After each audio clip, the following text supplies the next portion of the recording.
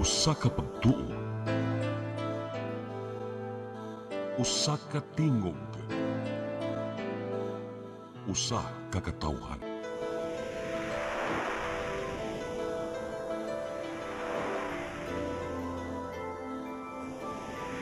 Cebu Catholic Television Network.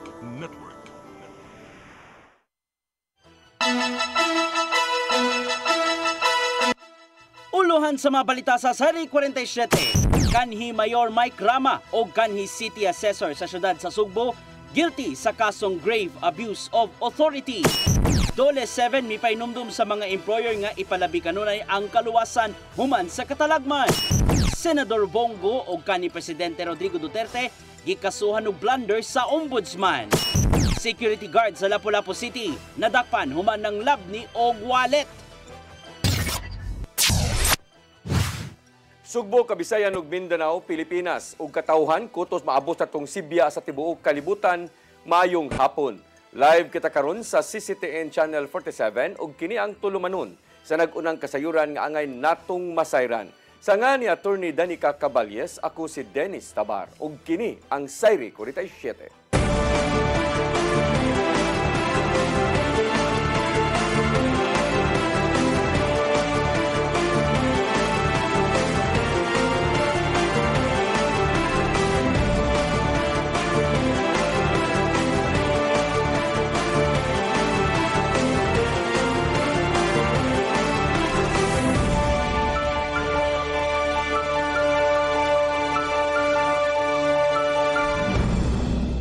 Ug karon sa kumpletong detalye sa atong mga balita, guilty sa ombudsman sila si kanhi Mayor Michael Rama ug City Assessor Maria Teresa Rosel sa kasong grave abuse of authority.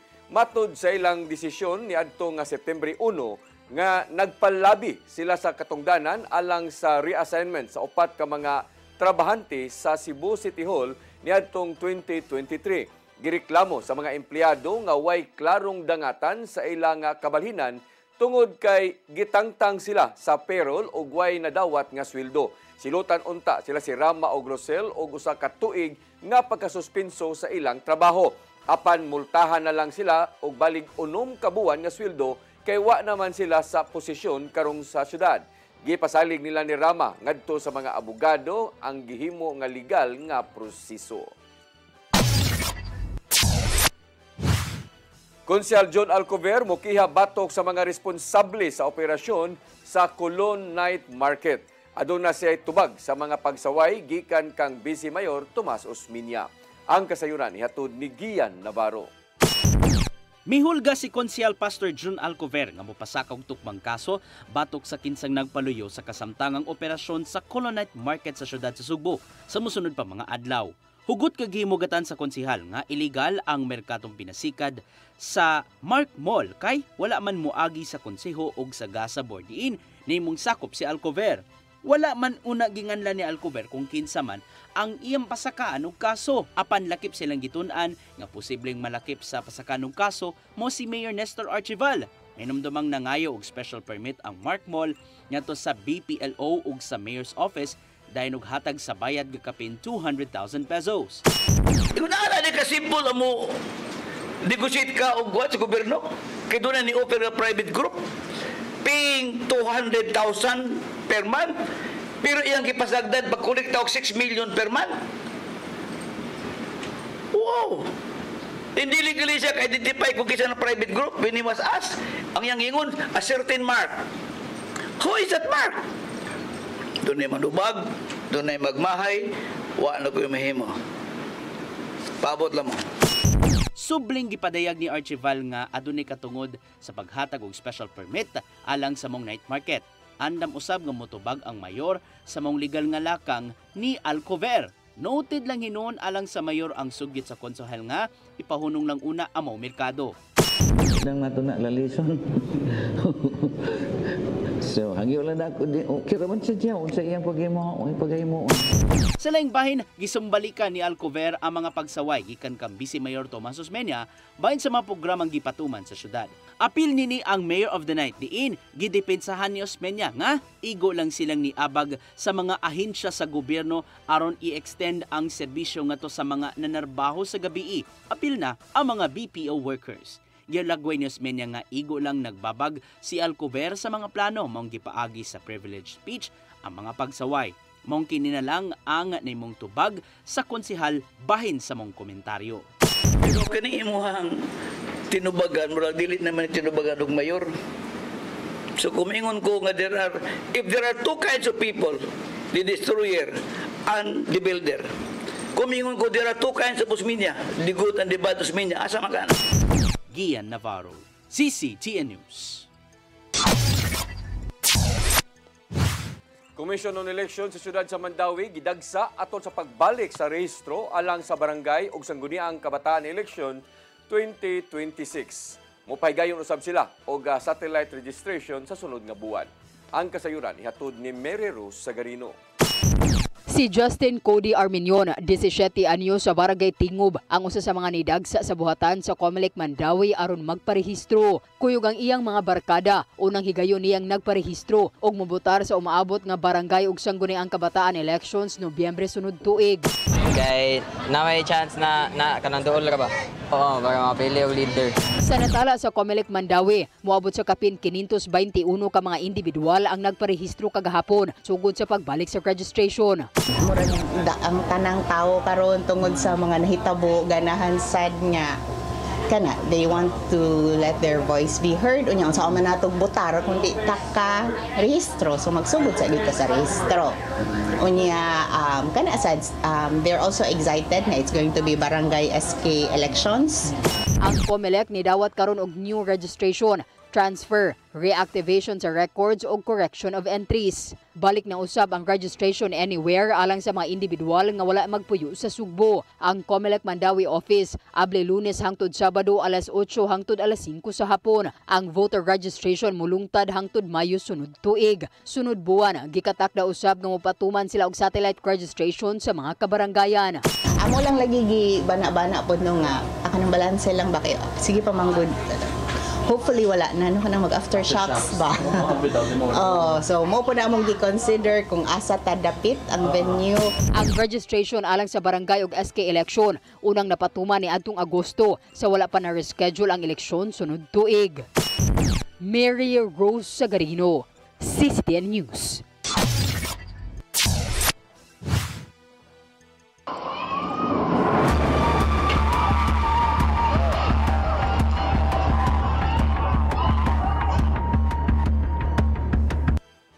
Sa laing balita, Department of Labor and Employment 7 may pahinumdum sa tanan nga mga employer nga ipatigbabaw ang luwas nga pagpadarbaho bisan pa sa katalagman. Pinagi kini sa pagsunod sa mga occupational health and safety standards. Ang kasayuran ihatod ni Gian Navarro. Gipahinumduman sa Department of Labor and Employment 7 ang mga employer sa tanang sektor nga isiguro ang tumang kaluwasan sa pagpanarbaho bisan pa man og muigo sa bisan unsang katalagman. Mas gipakusga na sa ahensya ang kampanya bahin sa occupational health and safety standards human hilabi ang naapektuhan sa linog ang mga nanarbaho sa business process outsourcing kon BPO industry sa Metro Cebu. Nisang putinon sa pagreklamo ang mga BPO workers sa Dole 7 human sila gipugos sa tagtungod nga mamalik sa trabaho bisan sa tumang kakuyaw human sa pagtayog sa kusog nga linog. Sa 7 ka mga kumpanyang gisusi sa ahensya pagkauman sa magnitude 6.9 nga linog niadtong September 30.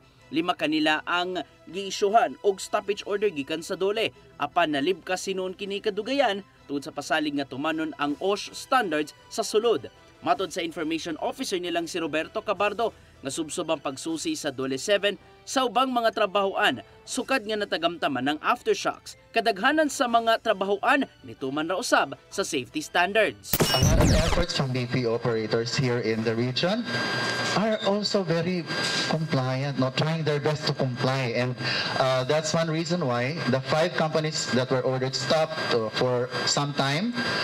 Believe na kay ni-comply naman sila. Maugyatan nila og dakong gibugaton na pagtuman sa OSH standards isip pagtahod sa katungod sa mga mamumuo. Hinuon nakalatid man sa konstitusyon ang mga labor laws diin hugot kining gipatuman sulod sa trabahoan. Dili hinon exempted sa mong pahimangno ang mga trabahoan gikan sa ubang mga sektor. Which is that of making sure our workers who will be there are safe. Muli mo ato sa trabahoan nga luwas, mo uli sa balay nga kompleto ug luwasab. Ian Navarro, CCTN News. Nagpatabang ang Cebu Provincial Board sa Tourism Infrastructure and Enterprise Zone aron ayuhon ang mga simbahang giguba sa magnitude nga 6.9 nga linog. Matod sa resolusyon ni Bukal Paz Rusguni nga kinahanglan ang abag sa TIESA aron mapunduhan ang pagpaayo sa mga karaan nga simbahan.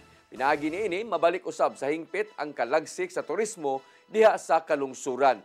Dugang pa ni Rusguni nga apil sa maong mga simbahan ang pagpalambo sa lokal nga turismo kay sagad kini nga bisitahon sa mga turista. Ibalhin sa kaniadtong Cebu City Quarantine Center ang tanan nga mga judiciary offices sa dakbayan gikan sa Kimunda IT Center. Kini ang gisabutan nila ni Mayor Nestor Archibal o sa Office of the Court Administrator gikan sa Korte Suprema atol sa ilang panagsabot kagahapon. Suma pa ni Judge Teresa Estoista ang i-relocate sa mas luwas nga dapit ang tanan nga mga korte gumikan sa mga pagpangliki sa Kimunda human sa linog. Mao nga nanginahanglan si Archibal og suwat hangyo gikan sa nahingtungdang buhatan sa Supreme Court aron kini mapatuman sa hingpit. Anda moabag ang city government sa pagpabalhin sa tanan nga mga butang ngadto sa kanhi quarantine center. Mosunod, Senador Bongo o kanhi Presidente Rodrigo Duterte gikasuhan og graft o plunder sa ombudsman. Kanaguban pa mga balita sa pagbalik sa Sayre 47.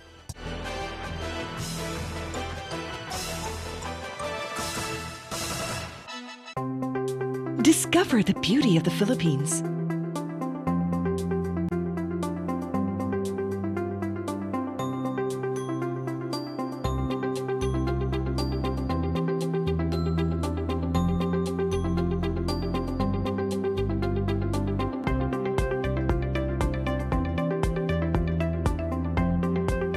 With Philippine Airlines, the country's flag carrier.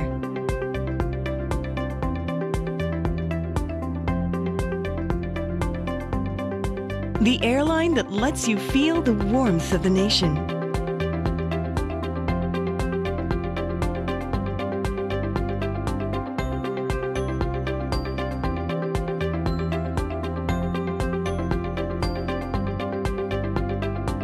Mabuhay!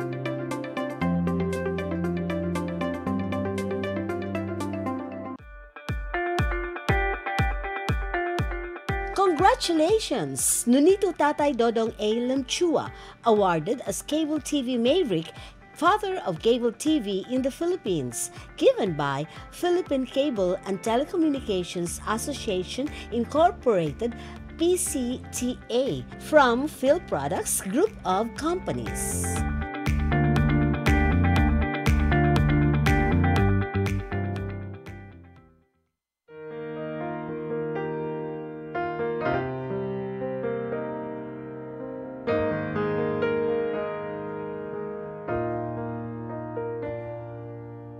Heal me, O Lord, and I will be healed. Save me, and I will be saved. Heal me, O Lord, and I will be healed. For you are the one I praise. You are the one I praise. Sing it with me. Heal me, O Lord, and I will be healed. Save me, and I will be saved.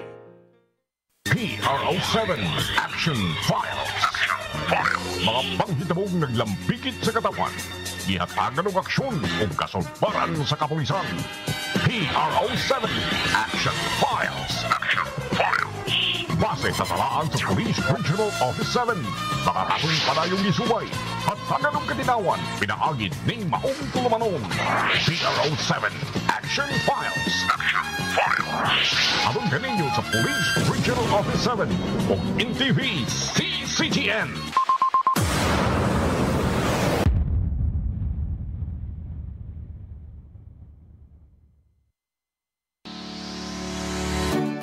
Looking for the best internet deals in Negros Oriental? Field Products Negros is here to bring you fast, reliable, and affordable internet with plans made just for you.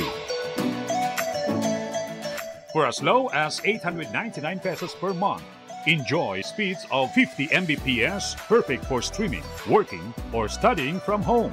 Need more speed? No problem. Get 100 Mbps for just 1,199 pesos. 150 Mbps for only 1,499 pesos, or our fastest plan, 400 Mbps for just 2,399 pesos per month. Plus, you can add over 100 cable TV channels to your internet plan for just an additional 100 pesos per month. That's entertainment and lightning fast internet all in one.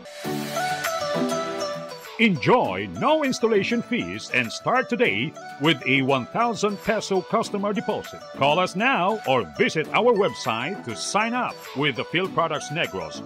You get internet that's affordable, reliable, and local. Field Products Negros, bringing you closer, faster. Call us at 0917-631-5240 or visit our website www.fieldproductsnegros.net or our Facebook page, Field Products Dumaguete. Subscribe now.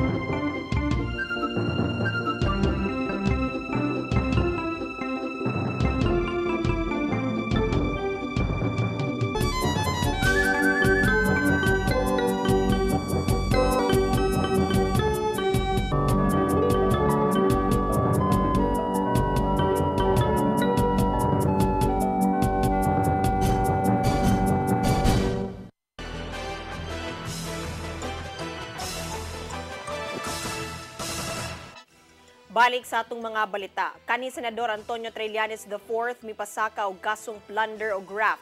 Batok nilang Senador Bongo ug former President Rodrigo Duterte.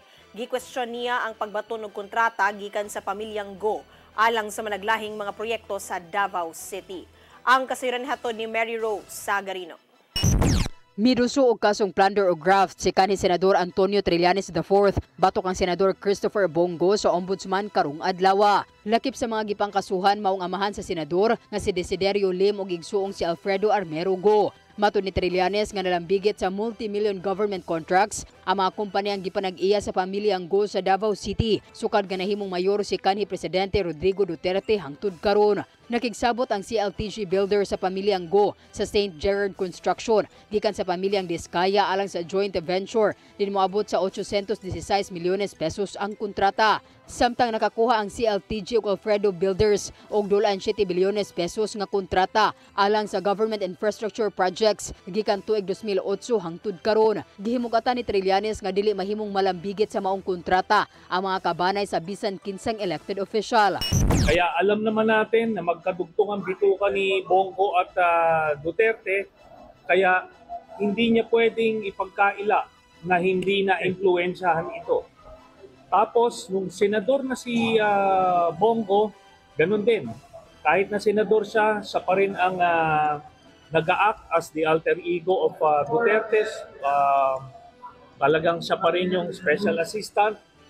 Kaya ito ay maliwanag na violation sa ating batas at kaya natin siya nakasuwak. Hugot nga gihimugatan ni Senador Go nga dili siya kawatan o kontraktor, kayano lang siyang opisyal sa gobyerno. Gihulagway niya ang maong reklamo kang Trillanes nga labaw usab nga korap. Maong kini na lang ang nahimong hagit human masayod sa gipasakang reklamo nga gatusan ka mga kontrata ang gikalambigit sa iyang pamilya. Nung ako po ay nag-obserba ng delikadesa sa buhay ko, baka pamilya niya po hindi. Nabalitaan tayo noon, mismo yung tatay niya naging dealer po sa GHQ ng Armed Forces. At nabalitaan nga natin no, na kakasino rin. At may mga ghost rin na yun ang nabalitaan ko noon. So, sana naman tingnan mo ng mabuti kung sino yung walang delikadesa sa atin. Mary Rose Sagarino, CCTN News.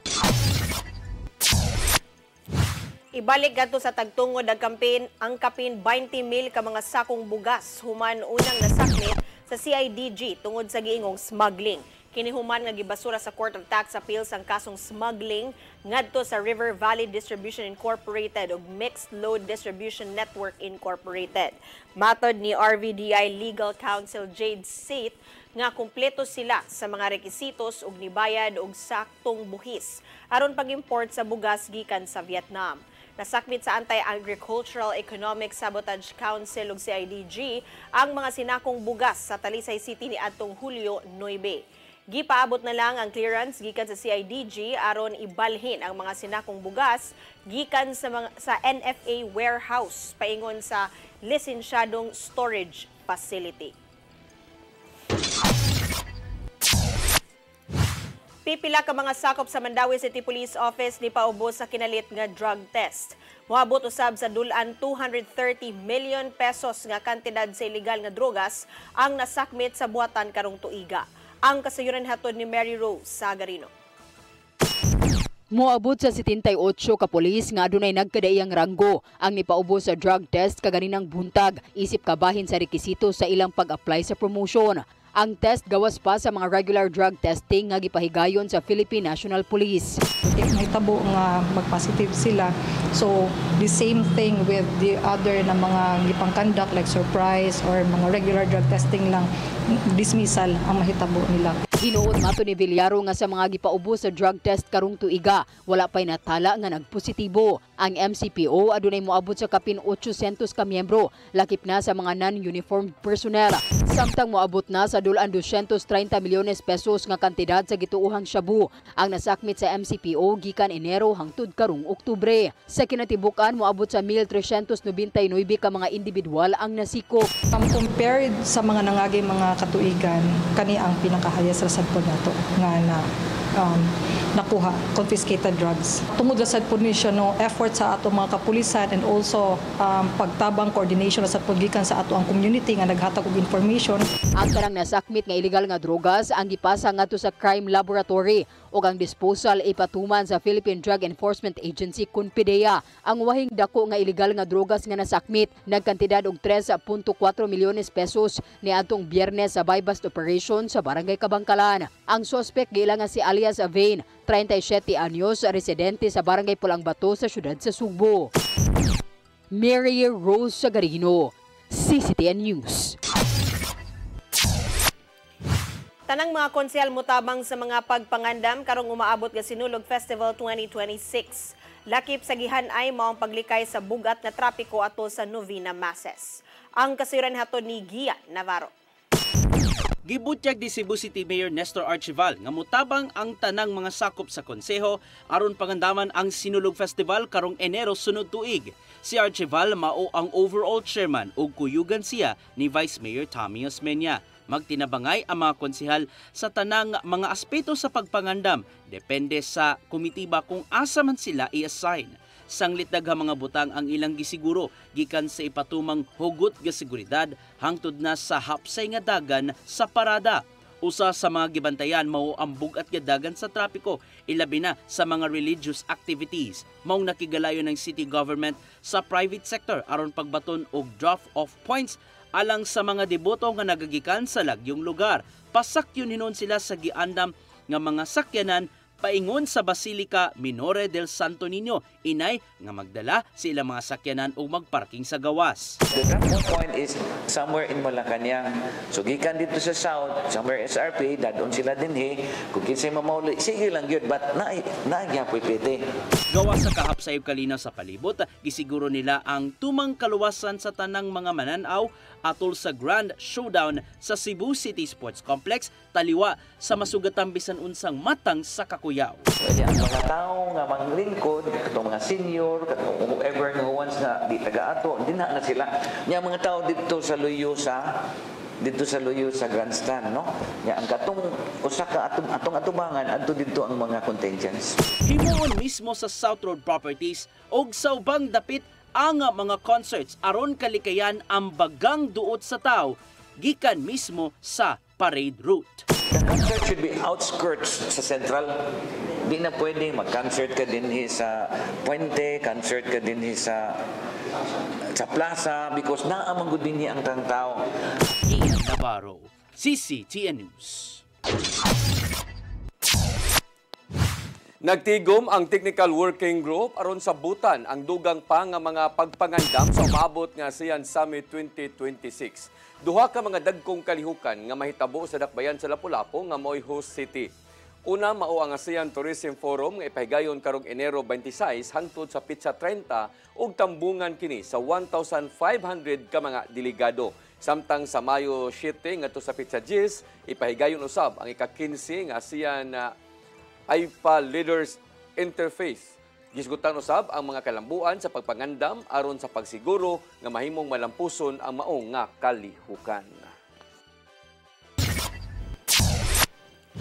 Nakadawat og tag 3,000 pesos nga financial assistance ang dulan 1,500 ka mga benepisyaryo sa Lapu-Lapu City sa ayuda para sa kapos ang kita kun AKAP program.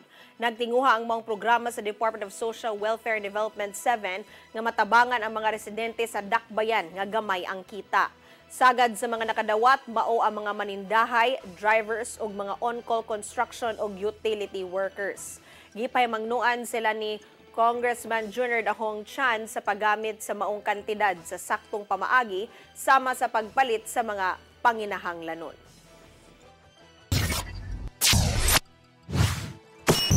Mosunod, sikyo sa Lapu-Lapu City, nadakpan human ng labni og pitaka. Kanaw guban pa mga balita sa magbalik sa Sairi 47.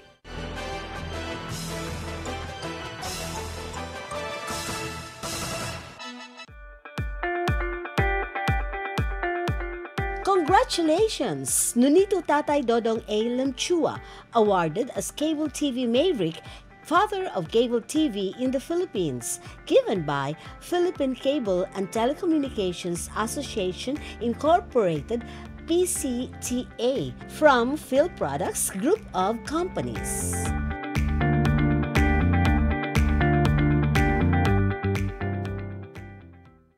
Press Briefing, midweek reset, real talk, from headlines to hot takes. This is Press Briefing, the show that has it all. Midweek, we cut through the noise and bring you the stories that actually matter. News, views, insider scoops, straight from the source, right from the horse's mouth. Politics, public issues, community concerns, and controversy. We break it down. No filter, no filler. Press Briefing. Sharp, fearless, always relevant. Brought to you by the Cebu Press Club. Beyond the headlines, we are Cebu's voice. We are the voice of truth and reason in every town, in every season, with pens of light. We draw the line for justice, peace, and story spine. Cebu Press Club, our banner flies beyond the noise, beneath the skies. Integrity, our step for people hand in hand beyond headlines. We proudly stand.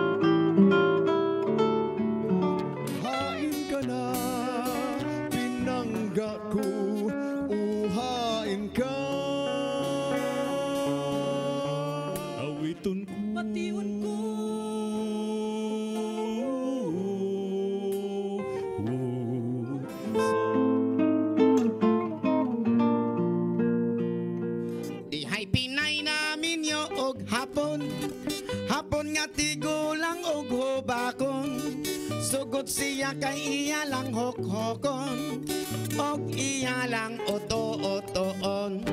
Ay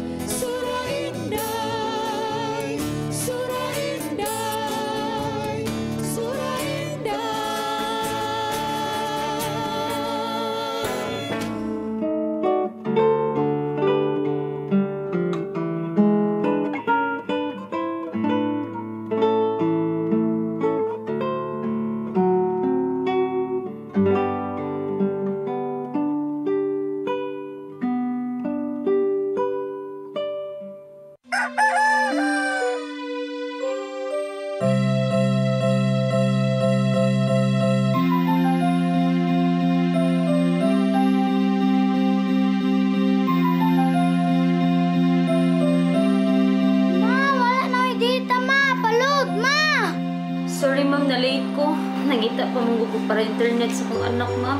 Ay, wala na yung problema. Pag Sinisibu! Sinisibu, Sinisibu, for your internet connection And for the signal of your cable TV.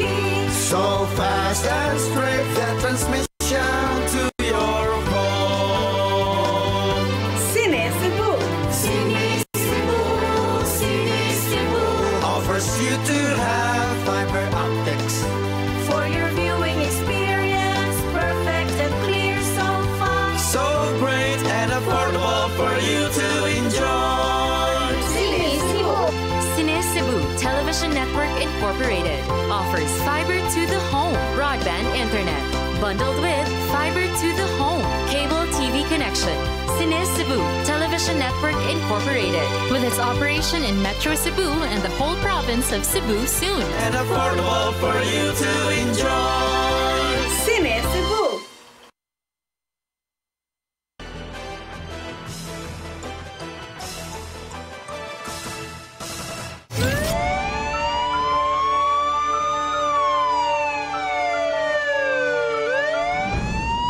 Balik sa ato mga balita, 31 anyos nga security guard na sikop kay ng labni og pitaka sa barangay Gunob, Dakbayan sa Lapu-Lapu. Pinagi sa CCTV sa barangay, daling nasubay ang suspek tungod sa plate number sa iyang motor nga gigamit. Ang kasayuran ihatod ni Cristel Joy Filerca. Nasikop sa kapulisan sa Lapu-Lapu City, pinaagi sa hot pursuit operation ang usa ka lalaking ng snatch og pitaka sa 8 Tumulak Street, Barangay Gunob, pasado alas 11 sa buntag niadtong Domingo, Oktubre 19. Ang biktima mao si alias Sheena, 31 anyos, usa ka medical professional nga molupyo sa Barangay Basak, Lapu-Lapu City. Samtang ang suspect mao si alias June, 31 anyos, usa ka security guard ug kasamtangang nagpuyo sa Barangay Basak. Base sa CCTV sa Barangay Gunob, makita ang biktima nga nigawas sa gitrabaho ang tambalanan alas 11:07 sa buntag ug padung kini sa bakery nga himutang ra sa unahan. Sa dihang naabot na ang biktima sa bakery, naabot usab ang suspect og ninaog sa iyang motor. Pila lang ka segundo ang nilabay ni sakay pagbalik sa iyang motor ang suspect ug nisibat dala na ang pitaka sa biktima. Matod ni alias Sheena nga gitukmod siya sa suspect, hinungdan nga nakuha niini ang iyang pitaka samtang natagak ang iyang cellphone mong wa kini malakip sa pagkuha. Sa right na po ay nagani sa mga na mahong na ito. Kung naghatag mo siya force, so magpanakuha niya kung pitaka niya gamay ko. Pasado alas 3 sa hapon ni anang adlaw, nagpa-blatter ang biktima sa Police Station 3, hinungdan nga gipangita dayon sa kapulisan si alias June. Tungod sa tabang sa CCTV sa barangay, nasubay ang exit point sa suspect ug nakita usab ang plate number sa iyang motor. Daling nakig-alayon ang kapulisan sa Land Transportation Office aron masuta ang tag-iya sa maong plate number. Hinungdan nga nasubay ang lokasyon sa suspect ug didto siya nasikop sa iyang gitrabahoan kagahapong adlaw. Dali ra kay siya nasikop kay iyang profile o ang iyang plate number wala man siya nagilis, murag wa siya nitago o murag personada gid iyang pagbuhat. Barka bahala na iyang nabuhat matong dali ra gid siya na identify. Wa man gid siya ang tanan gikan sa helmet iyang gipanggamit iyang gigamit tanan. Kaganihang buntag gipaubos na sa inquest proceedings ang suspect. Samtang gisuwayan pagkuha sa mga sakop sa media ang habig ni alias June, apan kini na lang ang iyang pamahayag. Ate, ginahaya na ako tanan dun. Kaporte na lang ko mga. Apan sumapa ni Lieutenant Colonel Torres, nga base sa revelasyon sa suspect na adi kini sa sugal nga mo'y hinungdan nga iya kining nabuhat. Hinoon na uli ra sa biktima ang iyang pitaka. Dugang pa sa spokesperson nga ang suspect na priso na usab niadtong 2011 tungod sa kasong carnapping. Crystal Joy Felerca, CCTN News.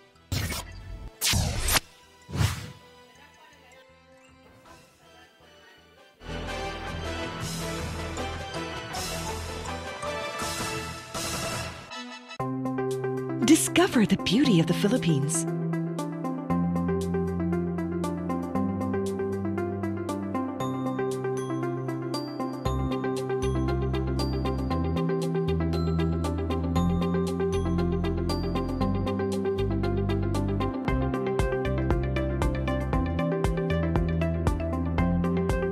With Philippine Airlines, the country's flag carrier.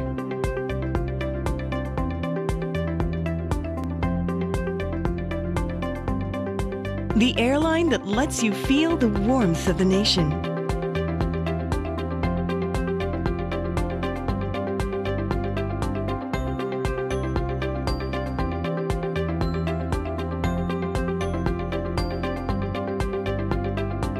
Mabuhay!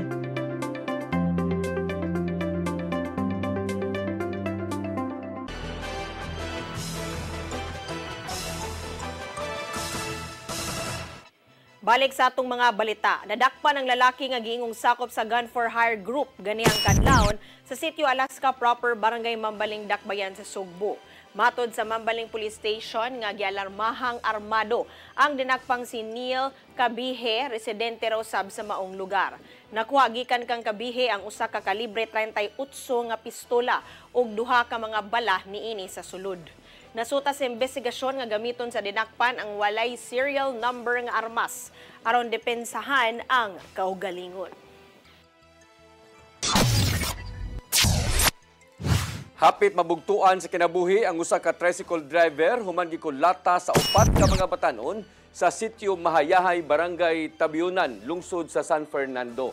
Giila ang biktima nga si Edgar Olmugis, residente sa Barangay South Poblacion sa mga lungsod. Nadakpan ang duha ka mga batanon samtang na-rescue usab ang duha ka mga minor de edad nga nagigikan pa sa lain nga barangay. Matod sa San Fernando PNP nga paingon unta nga muuwang ang sa kagubot ang mga batanon ug si Olmugis apan na among nahinuon kini. Hinungdan nga nakaangkon ang biktima og bunog sa kalawasan human siya gilabayan og bato gikan sa mga batanon. Gibalhog sa prisuhan ang usa ka most wanted person sa Central Visayas human nadakpan sa kapulisan niadtong Domingo sa Barangay San Roque, siyudad sa Sugbo. Matod sa Waterfront Police Station nga nabutang sa listahan si Alberto Copioso, lumad nga taga Leyte tungod sa kasong murder. Nakaungong sa iyaha ang warrant of arrest nga gi-issue niadtong 2018 sa Tacloban City Regional Trial Court. Mitanya ginoon ang mga otoridad og reward money nga 135,000 pesos isip most wanted person. Drug deal nga nahimutang sa Barangay Gunob, siyudad sa Lapu-Lapu, girunda sa mga ahente sa Philippine Drug Enforcement Agency kon PDEA nga niresulta kini sa pagkasikop sa tulo ka mga tao. Ang kasayuran ihatod ni Arnold Bustamante. Tulo na dakpan sa pagpangronda sa mga sakop sa Philippine Drug Enforcement Agency Lapu-Lapu City Office sa usa ka drug den nga nabutang sa Purok Nangka, Barangay Gunob sa siyudad sa Lapu-Lapu alas 8:38 sa gabi. Ang direktor sa PDEA 7, Joel Plaza, biila sa ilang target nga mausab ang drug den maintainer nga si alias Isyut, 47 anyos construction worker nga molupyo rosab sa mga lugar. Lakip sa napusasan ang duha ka lalaki nga naatlang nga naghingos og shabu sa sulod sa drug den nga silang alias Titing, 42 anyos ug alias Chan, 48, pulos welder og residente sa Barangay Gunob. Nako sa mga ahente sa PDEA ang napuno kaputo sa kituwang shabu nga motimbang sa 10 gramos gadto na estimated average market value nga 68,000 pesos, buy-bus money o nga mga drug paraphernalia. Ang mga nakuha nga mga ebidensya ginuso na kini sa PDEA 7 Regional Office Laboratory alang sa chemical analysis. Mato ni Lia Alcantara, ang information officer sa PDEA 7, nga usa ka semana nila nga gipaubos sa case build-up ang mga drug den human madawat ang impormasyon gikan sa usa ka kasaligang tinubdan. Human makompleto ang tanang kasayuran gilusad dayon ng anti-illegal drug operation sa pakigalayon sa Station 3 sa Lapu-Lapu City Police Office nga may resulta sa malampuson nga pagbungkag sa mga drug den. Sa nakuha nga kasayuran, gingo makabaligya sa isyut og 25 gramos ka shabu matag semana gikan siyang supplier. Ang mga suspitsado kasamtangan nga gimaluhog sa custodial facility sa PDEA 7 Regional Office samtang giandam na ang kasong kalapasan Section 5 ug 11 Article 2 Republic Act 9165. Arnold Bustamante, CCTV News. Mo kadtong naglangkob sa atong mga balita sa Sayri 47. Ako si Dennis Tabar. Ako si Danica Caballes. Sangtod ugma sa inyong paboritong tulumanon. Sayri Sayri 47.